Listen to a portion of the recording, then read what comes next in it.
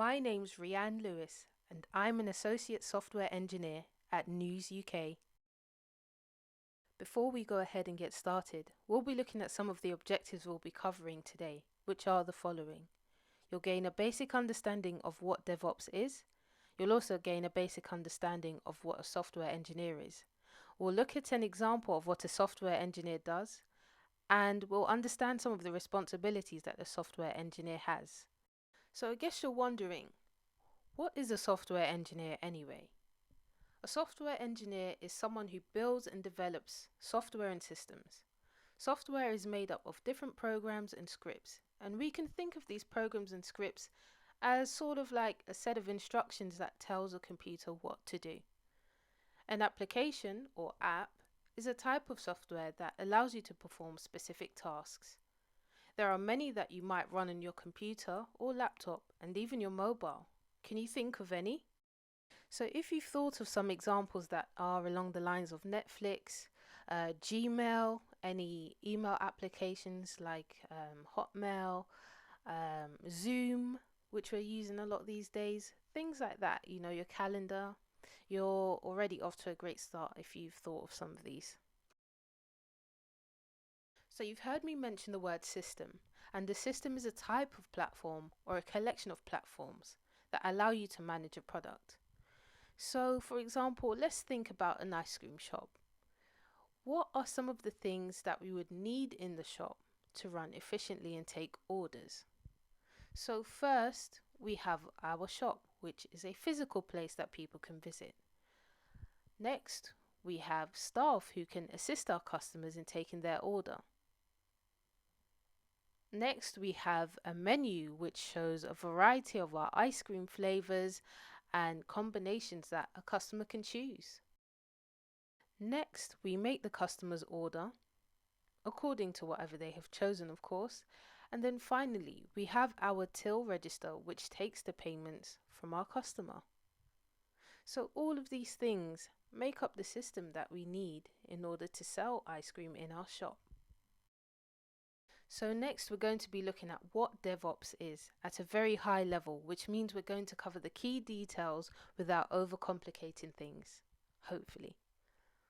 To begin with, Dev stands for development and Ops stands for operations. DevOps is both a development team and an operation team combined. The aim is to design and build systems that consider concerns both from a development and operational perspective, making the systems easier to maintain. In large organizations, it used to be common for one team to write the system software, the development team, and a separate team would operate and support the software in production, the operations team. Sometimes this led to designs that were easy for the development team and harder for the operations team, or even the other way around.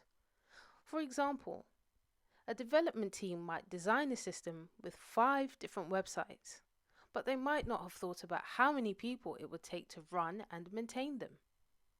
DevOps tries to tackle that challenge by getting both teams used to thinking about each other's concerns. Since DevOps is responsible for both, that means they can design systems that are easy to maintain for both dev and ops concerns. I know you're wondering who this mysterious forgotten software engineer is, and it's me. It's people like me. And it really stems from the lack of people talking about and knowing about what happens behind the scenes of an application, for example. There are lots of different roles in tech that deal with a range of problems, and I, as a software engineer in my team, work with different projects around systems and DevOps. Now that we've covered some of the basic knowledge and that's out of the way, it's time to have a little bit of fun. That's the number one rule, right? Have fun whilst learning. So in this picture, we can see that it's a lovely hot day with the sun out. There's lots of people queuing up for ice cream, which means that lots of people want to buy ice cream. So this means that it makes sense to be open during the period of when people actually want to buy this product. So we need to be open and ready to serve lots of customers. At night time, we can see that there are no customers. So that means it makes sense to close the shop and save costs. Customers are the people that determine the demand for the opening hours. So using that same way of thinking, it's exactly the same for development servers. We can have them running during working hours as long as we're aware that they cost money. And when it becomes quieter during the evening and on weekends, we can turn the servers off. This helps to save money instead of leaving them on 24/7.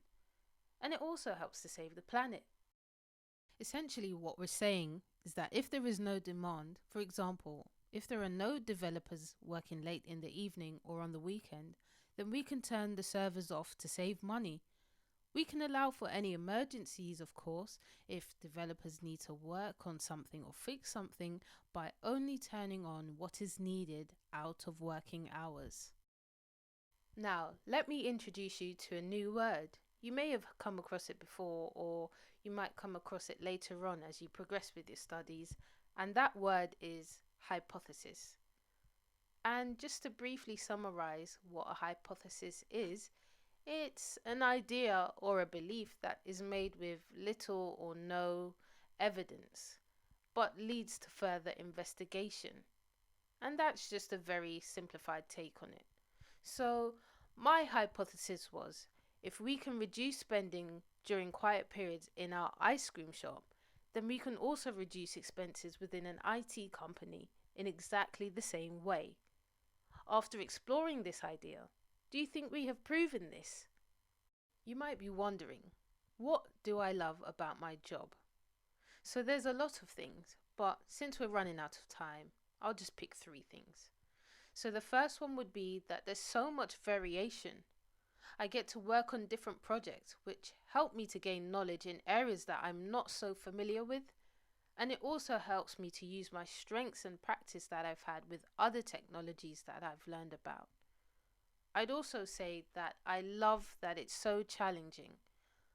After completing my first 12 months in a new career and industry, it's been truly exciting, but also super rewarding. I've been trying to learn a lot of different things at quite a fast pace, so that's a challenge within itself, especially when you don't have that foundational knowledge. So I look forward to more challenges that help me to develop in my career. And the last thing I'll talk about is that there are so many opportunities. I'm using it as a stepping stone because, due to the nature of my work, we cover such a wide range of topics. I'm getting to know about a lot of things whilst working with different people, even some people that are not within my company. So, in addition to building my professional network, I've been able to use this as a launch of my career in tech. And now I know that there are so many roles that I could move on to as I progress that I probably never would have imagined. So I would encourage you to do your research and definitely use whatever you can from this content. Thank you for your time and have a great day. Bye.